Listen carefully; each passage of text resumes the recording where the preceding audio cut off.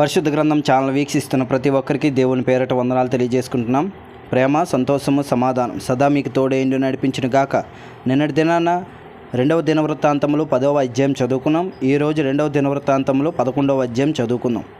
రెహబాము యెరూషలేమునకు వచ్చినప్పుడు ఇశ్రాయేలు వారితో యుద్ధము చేయుటకును రాజ్యమును తనకు మరలా రప్పించుకొనుటకును అతడు యూదా వారిలో నుండి బెన్యామీనీలో నుండి ఏర్పరచబడిన యుద్ధశాలులను 180,000 మందిని సమకూర్చగా దైవజనుడైన షెమాయాకు యెహోవాకు ప్రత్యక్షమి ఇలాగ సెలవిచ్చెను.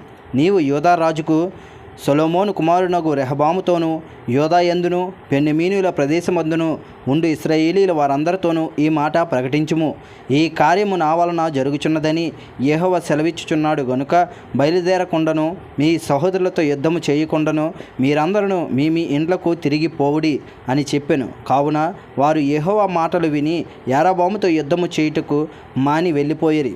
రెహబాము యెరూషలేమునందు కాపురముండి యూదా దేశమందు ప్రాకారపురములను కట్టించెను. అతడు బెత్లెహేము, ఏతాము, తెకోవా, బెత్సూరు, సోకో, అదుల్లాము, గాతు, మరేసా, జీపు, అదోరా, ఈము, లకీసు, అజేకా, జోరియా, అయ్యోలోను, హెబ్రోను అను యూదా బెన్యామీను ప్రదేశముల యందుండు ప్రాకారపురములను కట్టించి దుర్గములను బలపరిచి వాటిలో అధిపతులను ఉంచి ఆహారమును, నూనెను, ద్రాక్షరసమును సమకూర్చెను. మరియు వాటిలో డాళ్లను, బల్లెములను ఉంచి ఆ పట్టణములను బహు బలవంతమైన వాటిగా చేసెను. యూదావారును బెన్యామీనీయులను అతని పక్షమున ఉండిరి.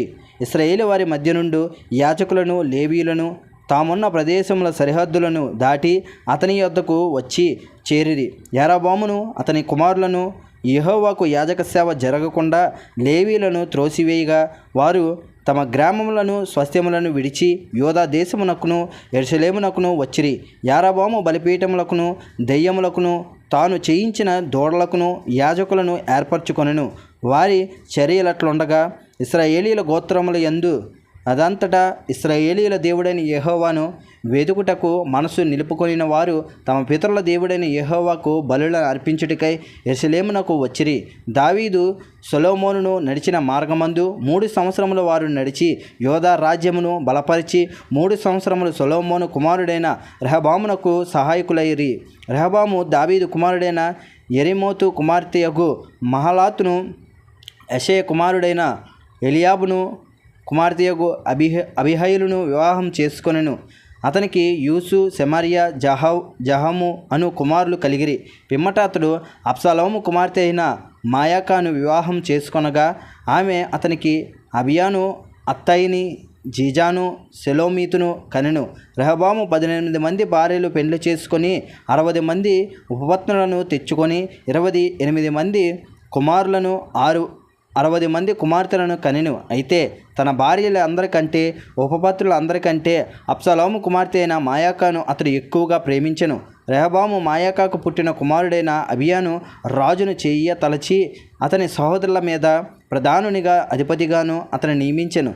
అతడు మంచి మెలకువ గలవాడై తన కుమారులలో శేషించిన వారిని యూదా బెన్యామీను సంబంధములైన ఆయా ప్రదేశంలోని ఆయా ప్రకార పురముల యందు అధిపతులుగా నియమించి వారికి విస్తారమైన సొత్తు ఇచ్చి వారికి పెండ్లిళ్ళు చేసెను.